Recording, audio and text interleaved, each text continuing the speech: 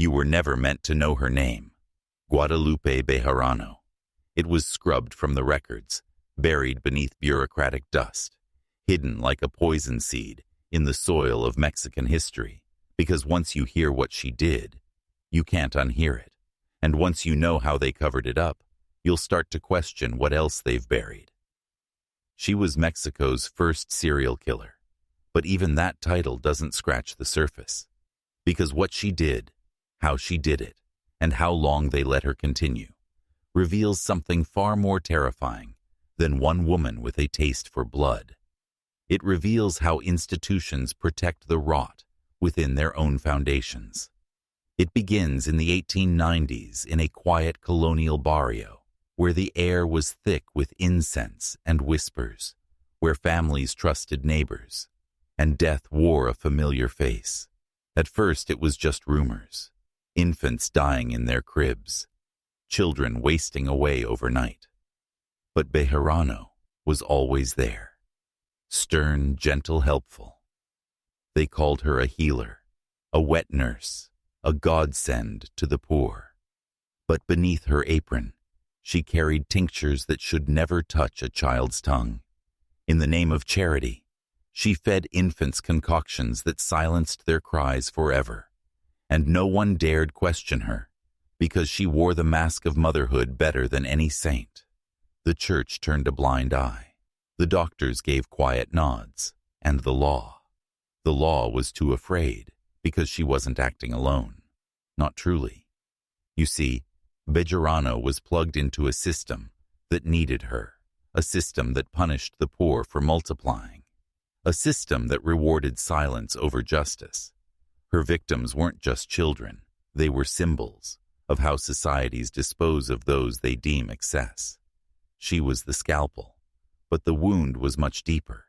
And if you think this was just one woman's madness, then you haven't been paying attention, because the same forces that kept her hidden are still in power today. They don't wear veils anymore. They wear title, badges, and white coats. But their goals, they haven't changed at all. We're just better at pretending they don't exist. They called her La Niñera de la Muerte, the death nanny. But even that name was too kind, because a nanny comforts a child. She silenced them one after another, with hands that smelled of laudanum and deceit. You have to understand, in the barrios of Sonora, poverty doesn't kill you fast.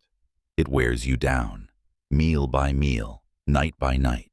So when a woman like Bejarano offered help, people didn't question the price. They were already dying. And in this slow death, she offered a shortcut.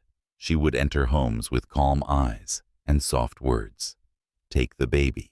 Say she'd return in an hour, and sometimes she did. But the child didn't breathe anymore, and mothers, already broken by hunger, by shame, by the church, would weep, and then thank her, because Bejarano had learned how to kill with mercy, not just with poison, but with narrative. She spun a story where she was the hero, and the village, starved of options, believed her again and again. You see, control doesn't start with force. It starts with belief that someone else knows better, that your suffering is necessary, that pain is godly. And Bejarano weaponized that belief. She knew no one would suspect the devout woman who prayed in public and fasted through Lent. But inside her home, behind shutters and bolted doors, the scent of burned herbs and rotting cloth clung to the walls. There are reports, unconfirmed, that she kept tiny shoes, hair clippings, souls in jars. You may not want to believe that, but belief is irrelevant, because even if half of what was whispered is true, it paints a picture of a woman not driven by madness, but by permission. She was allowed, enabled, protected. And why? Because when a system cannot care for its weakest, it quietly eliminates them. And those who do the eliminating, they don't get punished, they get forgotten, they get erased. And you're only hearing her name now, because someone failed to finish the erasure. But this time, you heard it, And now you can't unhear it. She wasn't alone. That's what they never printed, what they buried in the footnotes of dusty case files. There were whispers of a network, of midwives, clergy, even pharmacists, all circling around Bejarano like vultures, cloaked in rosaries. Because one woman doesn't kill that many without help, without silence being bought or traded or sanctified. You see, this wasn't a crime of impulse. It was ritual, patterned like a dance, and every step had purpose. One child, then another, always infants, always poor, always forgotten. She operated under the veil of care, but those who looked too closely, too deeply, didn't last. A nurse who questioned her disappeared. A priest who raised concerns found dead in a well, his mouth stuffed with communion wafers. A message, not from God, but from something far older.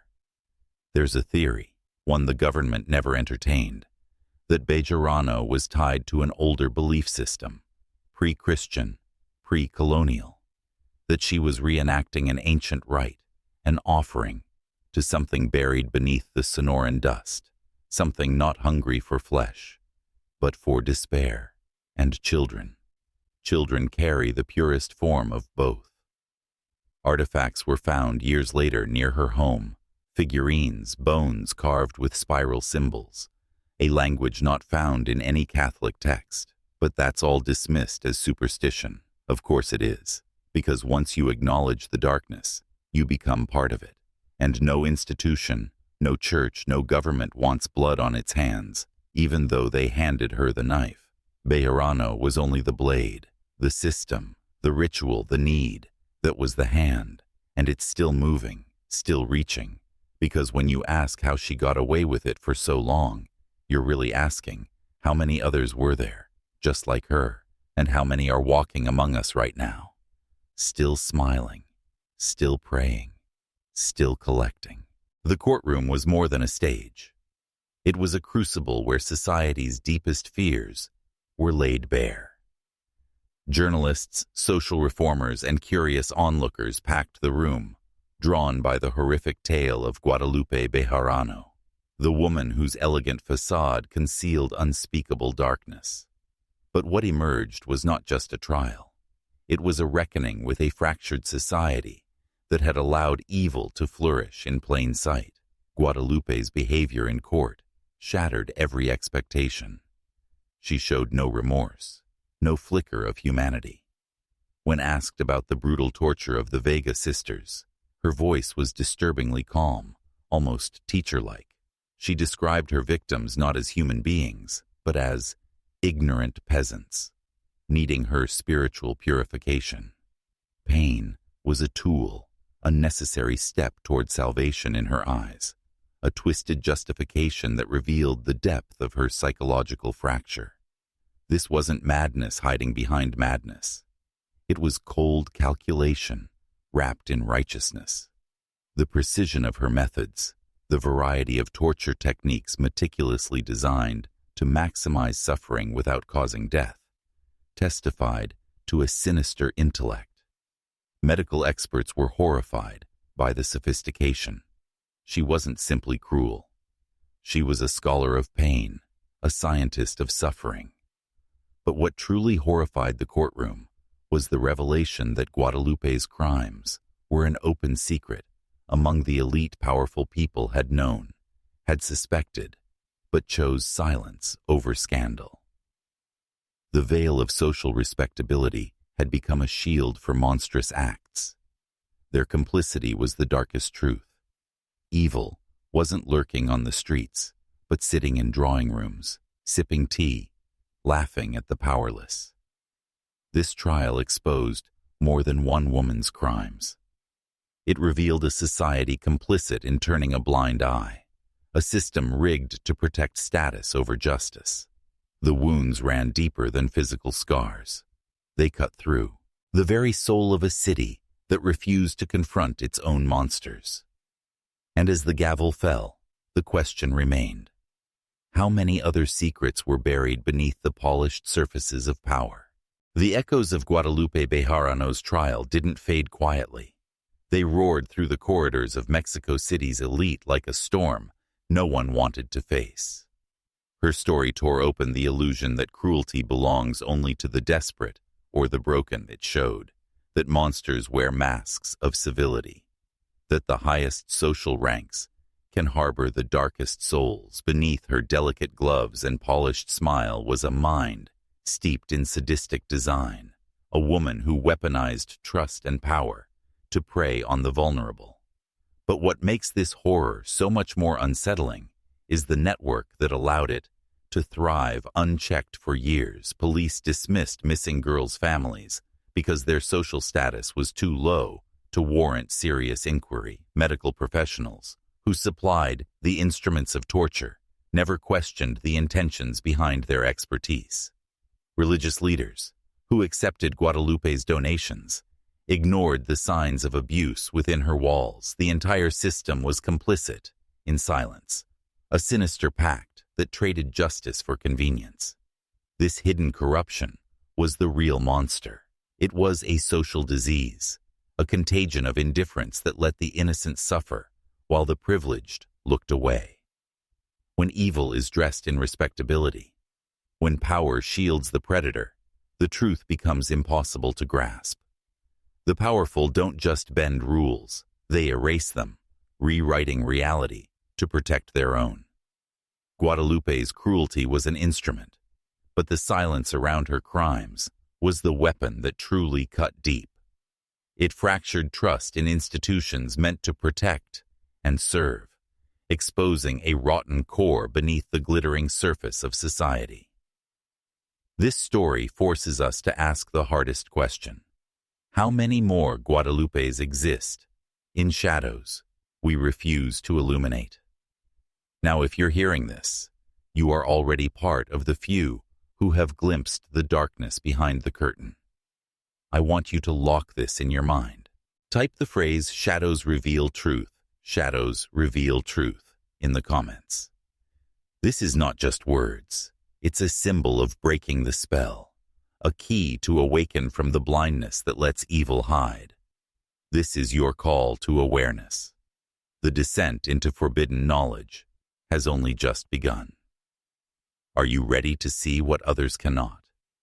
To understand what society fears to admit? Because the deeper you go, the more unsettling the truths become.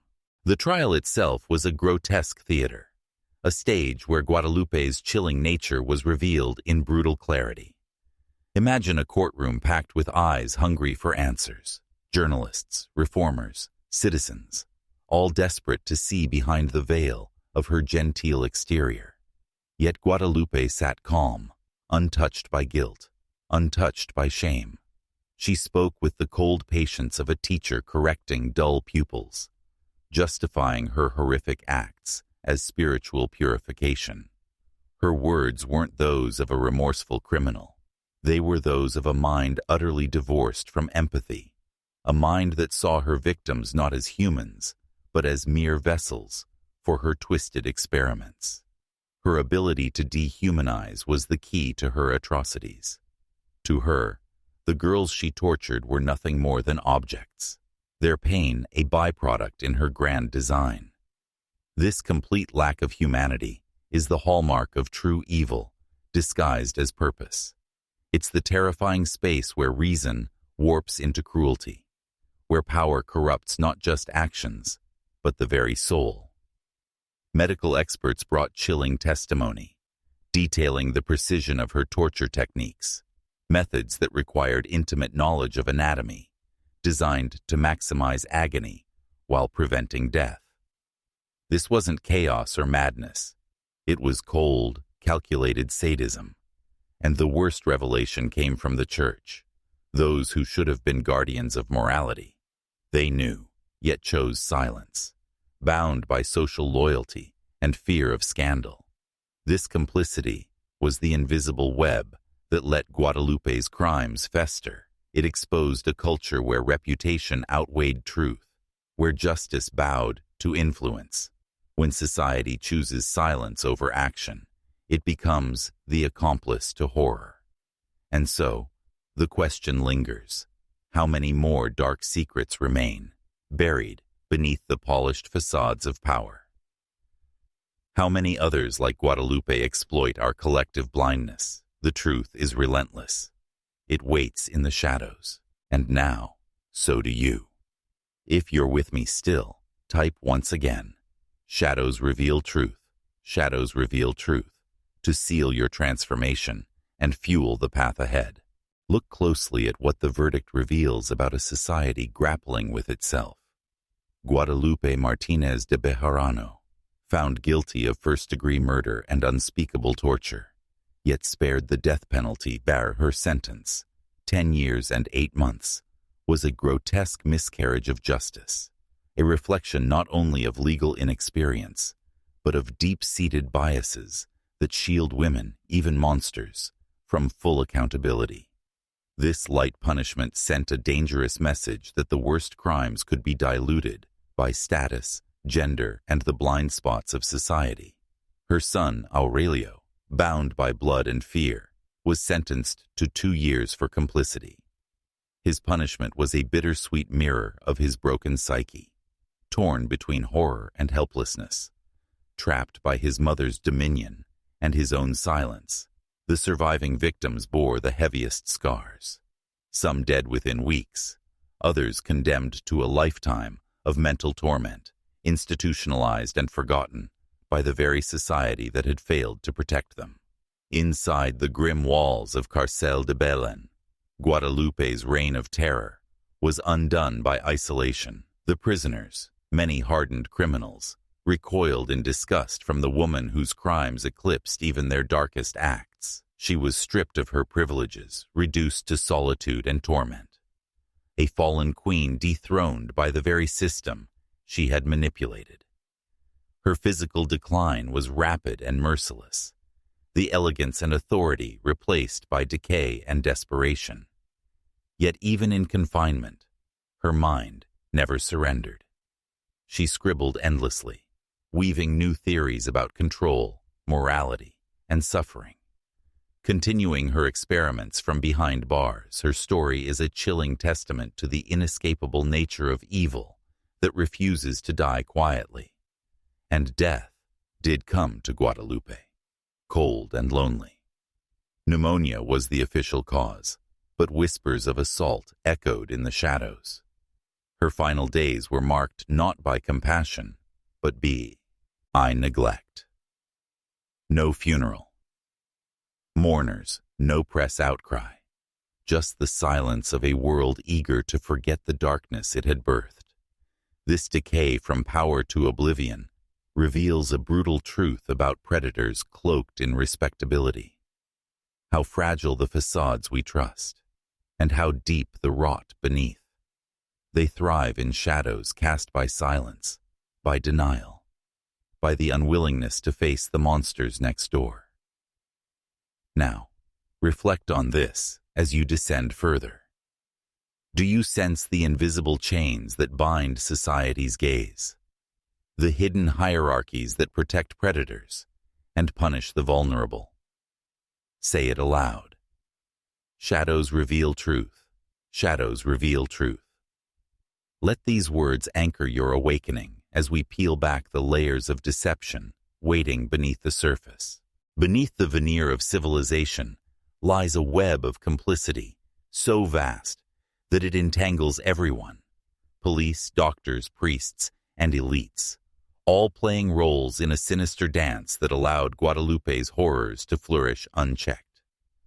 The missing girls, the tortured victims, the buried bodies, their disappearances dismissed as mere whispers by authorities, too eager to preserve the social order to investigate. Their pain invisible, because those who suffered belonged to the lower classes, the forgotten and the powerless. Medical professionals, trusted healers, and scientists crossed the darkest ethical lines. They provided tools and knowledge that became instruments of torture, yet asked no questions. Their silence was a dark pact, sealed in the shadows of greed and prestige. Religious leaders accepted Guadalupe's donations and status, turning their eyes away from the screams echoing within her walls. Their piety was a mask, their charity a shield for evil that hid in plain sight, even among the highest circles of Mexico City's elite. There were rumors and suspicions, hushed conversations, and fearful glances. Yet no one dared break the silence to confront a woman whose social standing rendered her untouchable. The fragile facade of respectability preserved at any cost, even at the expense of human lives. A chilling lesson in how power corrupts empathy and how privilege can poison justice. This collective denial created a culture where evil thrived, not by force, but through the quiet consent of those who chose ignorance over truth. A society more invested in reputation than righteousness, more committed to harmony than to justice. A system so deeply flawed that the real monsters walked freely, cloaked in civility and trust. Understand now that this is not just a story of one woman's depravity. It is a mirror held up to every institution built on lies, on silence, on the willing blindness of those who benefit from the status quo. The true horror lies not only in the acts, but in the vast machinery of complicity that protects those who wield power and punishes those who dare to suffer. Say the phrase again. Shadows reveal truth. Shadows reveal truth. Feel it resonate as you stare into the abyss of corruption and deception. Let this truth settle like a shadow over your understanding. The path ahead grows darker, but also clearer. You are no longer a passive observer, but a seeker of the forbidden knowledge, hidden beneath layers of lies. Prepare to plunge deeper into the darkness where secrets unravel and the true nature of evil is exposed in its rawest. The grotesque legacy of Guadalupe Bejarano is etched not only in the scars of her victims, but in the chilling psychology that shaped her monstrous mind. Her cruelty was not random madness, but a calculated exercise in control and domination, a perverse quest to transcend human morality by manipulating pain and fear as tools of spiritual purification. She believed herself above empathy, above law, and above humanity. Her twisted logic a testament to the darkest depths the human psyche can plumb. This was a mind trained in the sciences of suffering, obsessed with anatomy and endurance, devising methods that inflicted maximum agony without immediate death.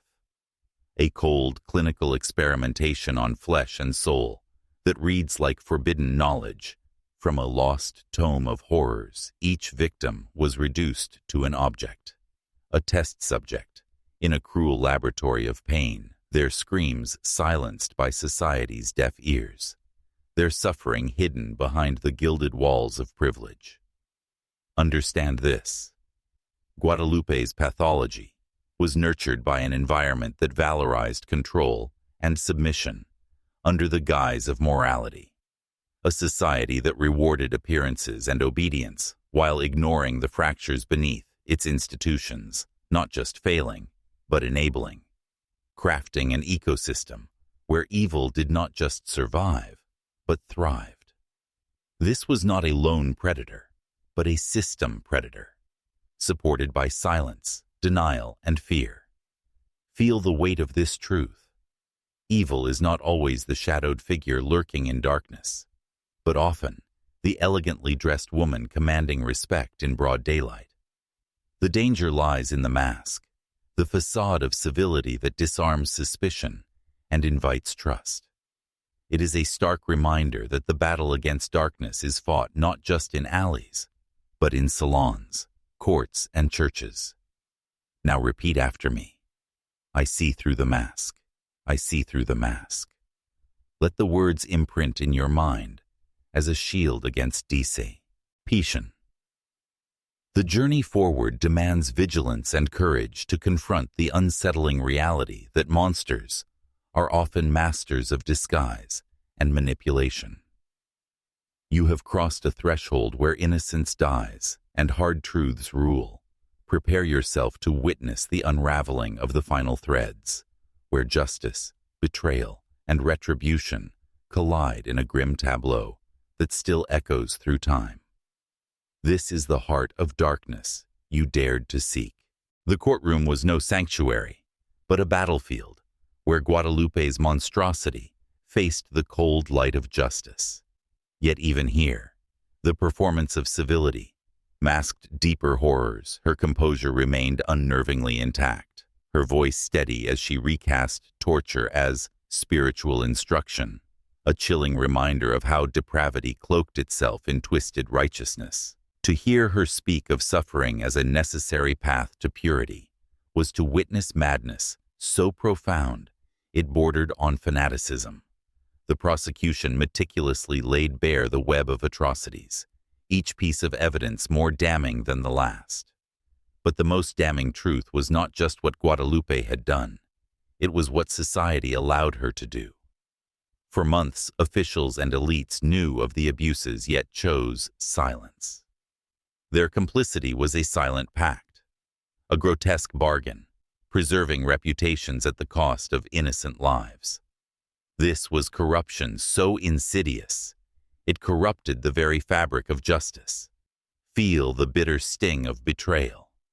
The victims abandoned, not just by a monster, but by a society that preferred ignorance to truth. The echoes of their pain reverberate beyond the courtroom, exposing a system that values power and appearances over justice and humanity. In this, Guadalupe was both predator and product, a symptom of a deeper rot that thrives when darkness is allowed to fester unchecked.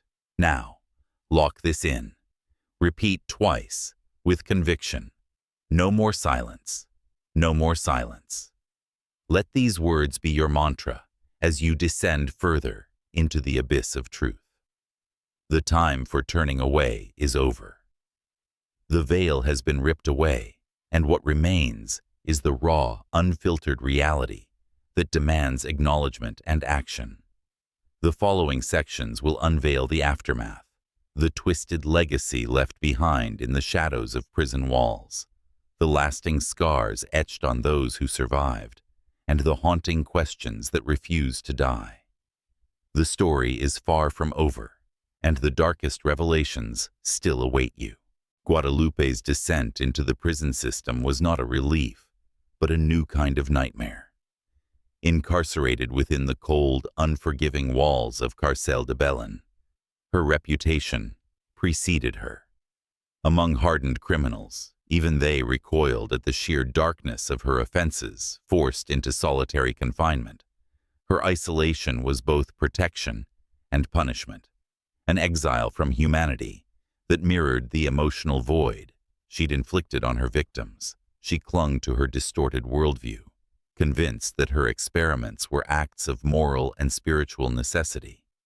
Yet the prison stripped away her power, reducing the elegant lady of salons to a shadow of herself. Her once authoritative voice was silenced by whispers.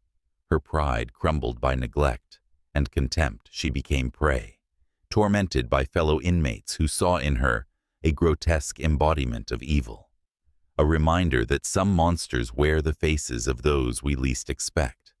The layers of her cruelty began to unravel in this desolate confinement, where she faced the consequences of her control stripped bare. No longer the puppet master, she was trapped in a cage of her own making, abandoned by society and betrayed by her own mind. The slow decay of her health and sanity was the ultimate irony for someone who had wielded suffering as a weapon. This is the brutal truth few dare to confront. Power unchecked corrupts absolutely, but so does power lost. The fall from grace is often as dark as the rise, and in Guadalupe's story, it is the fall that reveals the profound vulnerability lurking beneath the monster. Remember these words. Power is a poison. Power is a poison. Repeat them twice to yourself, Feel the weight of their truth sinking in. The story you are witnessing is not just a tale of horror, but a caution, a warning etched in blood and silence about the nature of control, corruption, and collapse. Guadalupe's descent into the prison system was not a relief, but a new kind of nightmare. Incarcerated within the cold, unforgiving walls of Carcel de Belén, her reputation preceded her. Among hardened criminals, even they recoiled at the sheer darkness of her offenses, forced into solitary confinement. Her isolation was both protection and punishment, an exile from humanity that mirrored the emotional void she'd inflicted on her victims. She clung to her distorted worldview, convinced that her experiments were acts of moral and spiritual necessity. Yet the prison stripped away her power, reducing the elegant lady of salons to a shadow of herself. Her once authoritative voice was silenced by whispers. Her pride crumbled by neglect and contempt. She became prey, tormented by fellow inmates who saw in her a grotesque embodiment of evil, a reminder that some monsters wear the faces of those we least expect. The layers of her cruelty began to unravel in this desolate confinement, where she faced the consequences of her control stripped bare. No longer the puppet master, she was trapped in a cage of her own making, abandoned by society and betrayed by her own mind.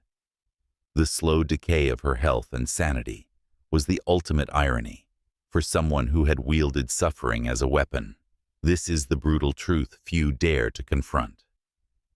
Power unchecked corrupts absolutely, but so does power lost. The fall from grace is often as dark as the rise. And in Guadalupe's story, it is the fall that reveals the profound vulnerability lurking beneath the monster. Remember these words. Power is a poison. Power is a poison. Repeat them twice to yourself. Feel the weight of their truth sinking in. The story you are witnessing is not just a tale of horror, but a caution, a warning etched in blood and silence about the nature of control, corruption, and collapse. The trial itself was a spectacle drenched in fear and fascination, held in a courtroom overflowing with journalists, reformers, and curious citizens, desperate to witness the face behind the nightmare. Guadalupe entered with an air of cold composure, a queen in a court of horror. But her detachment wasn't mere arrogance. It revealed something far more sinister, a mind severed from empathy, untouched by remorse, a predator confident in her own twisted logic. When pressed about her brutal torment of the Vega sisters, she answered as if lecturing slow pupils. These ignorant country girls required purification, she said. Pain was a regrettable but necessary step toward their spiritual salvation. Hear this closely in her mind. Cruelty was a gift, suffering a path to transcendence. To her, they were never human but experiments, objects to mold in her image of moral superiority. The prosecution tore apart this delusion with meticulous evidence. Beyond the Vega sisters' suffering, they unveiled murders long buried and unknown, testimonies and physical proofs intertwined, drawing a horrifying map of calculated torture designed with anatomical precision to inflict maximum pain without killing. Proof that Guadalupe was no mere madwoman, but a cold, calculating architect of agony. Even church officials came forward, shattering the illusion of ignorance. They had known, suspected, yet remained silent, fearful or complicit in preserving their social order. This was not just one woman's crime, but a collective betrayal. The elite's unwillingness to confront the monster in their midst allowed her to continue unchallenged. Here lies the darkest truth. Evil thrives not only by deception, but by the willful blindness of those who could stop it. José Guadalupe Posada, Mexico's renowned social artist, seized the moment. His engravings didn't just show torture, they exposed the insidious undercurrents that made such evil possible. The image of Guadalupe in her basement chamber, elegant and poised amid instruments of pain, shocked the nation. It was a brutal reminder that monsters wear familiar faces and that civility can disguise unspeakable brutality. These images spread like wildfire, embedding Guadalupe's story deep in public consciousness. They forced society to confront a truth long avoided, that horror can lurk behind respectability, that darkness wears masks of refinement. And while the court's verdict shocked many with its leniency, the real sentence was the shattering of illusions. This trial peeled back the veneer to reveal a world riddled with complicity, corruption, and cowardice. What will you do with this knowledge? Will you let it fade into history, or let it fuel your awakening? The journey isn't over. Far from it. The path leads downward, into the mechanisms that allowed such evil to exist, the social structures that shield predators, and the psychological games they play. Prepare yourself. The next revelations will unmask the deeper systems of control, the invisible chains that bind us all. Beneath the surface of Guadalupe's crimes lies a far darker truth, the social architecture that allowed her to flourish unchecked. This was not a mere lapse of justice, but a carefully maintained silence, an unspoken agreement among the powerful to shield their own. Her mansion, her reputation, her wealth, all weapons that cloaked evil in an impenetrable disguise. Consider this. Police ignored desperate families, pleading for help. Their voices dismissed because these families lacked influence. Doctors supplied instruments used in torture without probing intentions, turning medical science into a tool of suffering. Religious leaders accepted her donations while closing their eyes to the horror unfolding under their very noses. This was not ignorance. This was willful blindness. The elite's fear of scandal, their obsession with appearances, created a fortress around Guadalupe. No accusation could pierce the veil of respectability, and in that fortress, evil grew, meticulously hidden in plain sight, protected by social currency and mutual interests. This is the heart of institutional corruption, the way systems designed to protect become complicit in destruction. Now reflect on what this means for you, because this pattern is not unique to 19th century Mexico. Power everywhere demands silence. The monstrous thrive where the many choose not to see. Behind boardrooms, governments, religious institutions, hidden forces manipulate, exploit, and conceal their darkest deeds behind masks of legitimacy. You have been fed lies, told to trust facades, to believe that evil wears obvious faces. But the truth is far more terrifying. True predators operate within the frameworks we build, using our own rules against us. Guadalupe was not an anomaly. She was a symptom of a system that rewards control, punishes curiosity, and sacrifices the vulnerable. Understand this deeply. Awakening to this reality is the fierce saint step toward reclaiming power. The knowledge you now hold is dangerous because it exposes the rot beneath civilization's polished surface. Hold tight to this truth. The forces that enable monsters demand your silence and submission.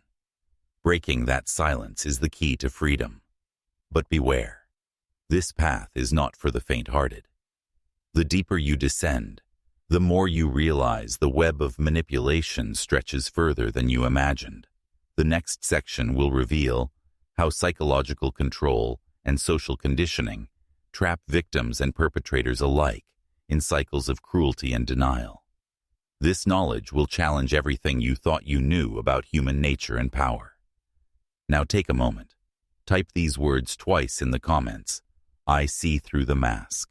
I see through the mask. This simple ritual locks in your transformation and signals to the forces watching that you refuse to be fooled. The descent continues. Are you ready for what comes next?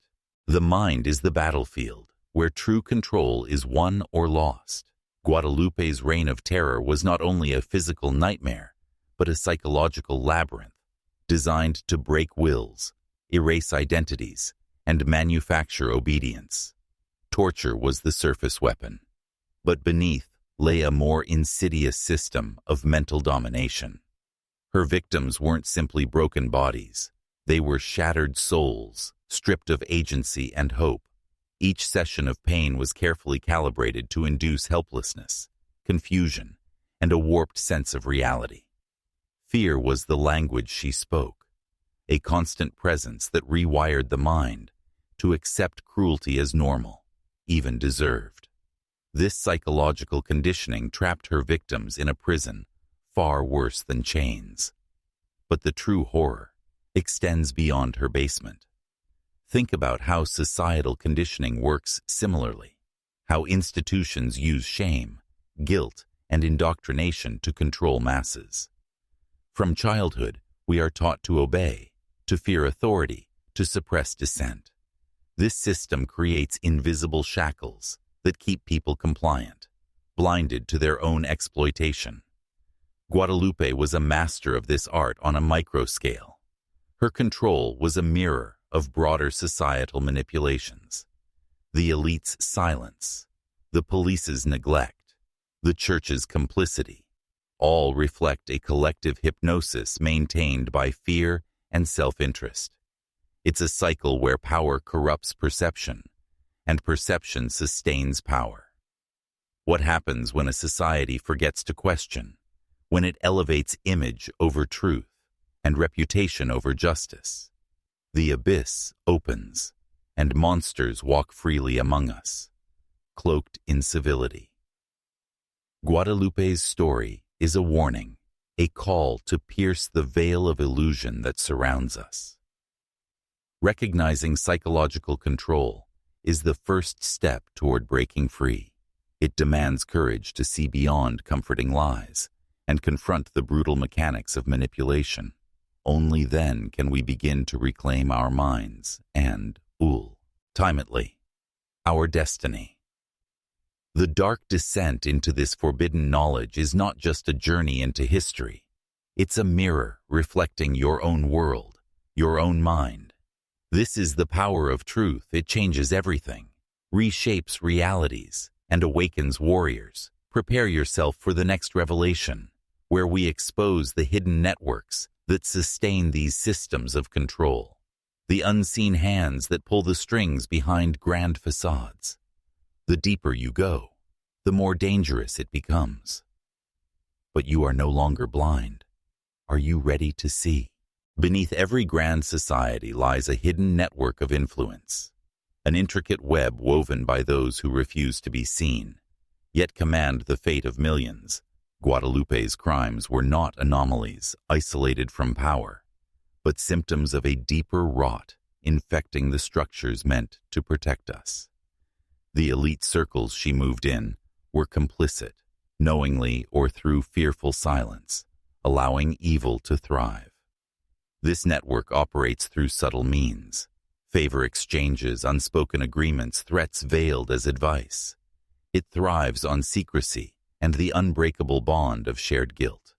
Powerful families, corrupt officials, and shadowy figures create a fortress where accountability is a myth and justice a weapon wielded selectively.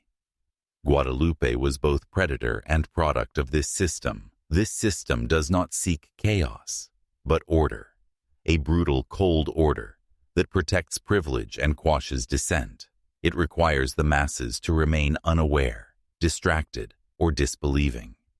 The price of truth is exile, ridicule, or worse. This is why stories like Guadalupe's are buried, sanitized, or dismissed. To face them fully threatens to unravel the carefully maintained illusion. But the most dangerous secret lies in how this network sustains itself.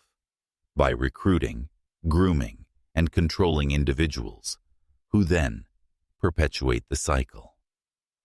Power is not seized once it is maintained through constant surveillance, manipulation, and psychological warfare. The line between victim and perpetrator blurs in this relentless system. This is not a conspiracy theory born from paranoia, but a structural reality rooted in centuries of corruption and control. It demands that you question not only the surface narratives fed to you, but the very foundations of the systems you trust. This is the forbidden knowledge few dare to seek. If you truly want to awaken, you must confront these truths, no matter how unsettling. The cost of ignorance is submission.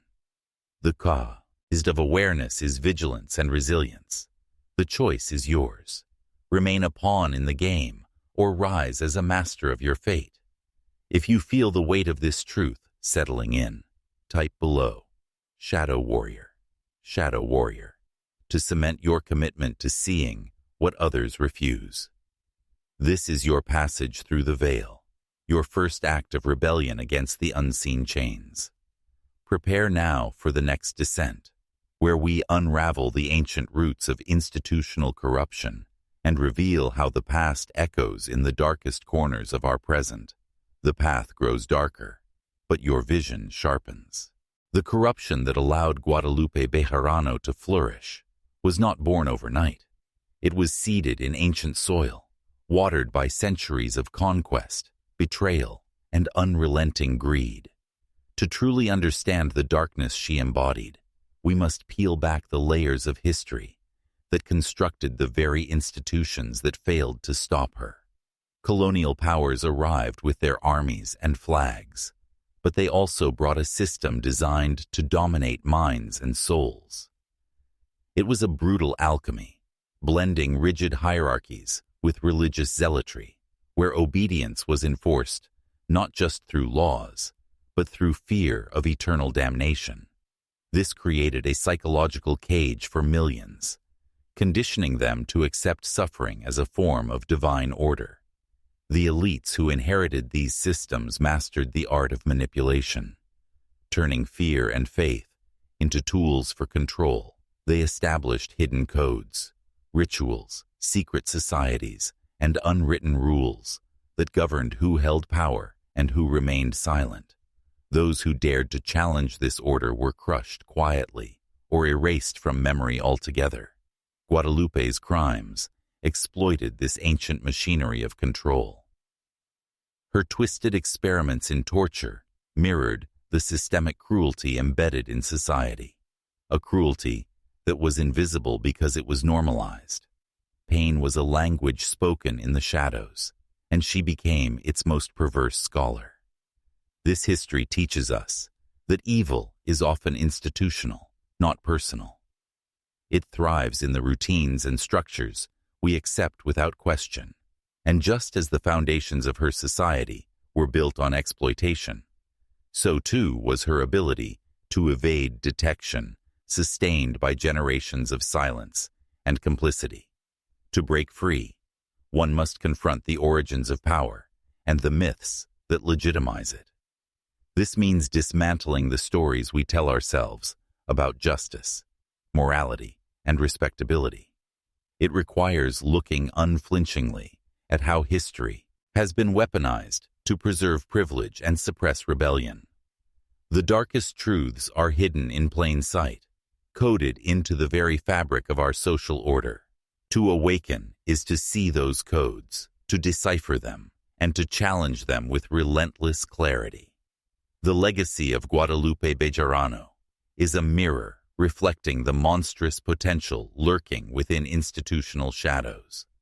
Prepare yourself for the final descent, where we will expose the ultimate consequences of this darkness, the human cost, the cultural scars, and the warnings etched into the forgotten corners of history. The truth awaits, and with it, the final reckoning. Now the final truth comes crashing down like a storm, shaking the very foundation of everything we thought we knew about evil and innocence. Guadalupe Bejarano's story is not just about one woman's monstrosity. It is a warning etched in blood and silence about the price paid when society turns its back on the vulnerable.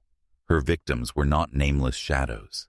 They were children, sisters, daughters, whose suffering was concealed behind walls of privilege and lies. The fact that her torture chamber lay hidden beneath a respectable home shows us that evil rarely wears a mask we can easily recognize. It dwells where trust is granted, where appearances deceive.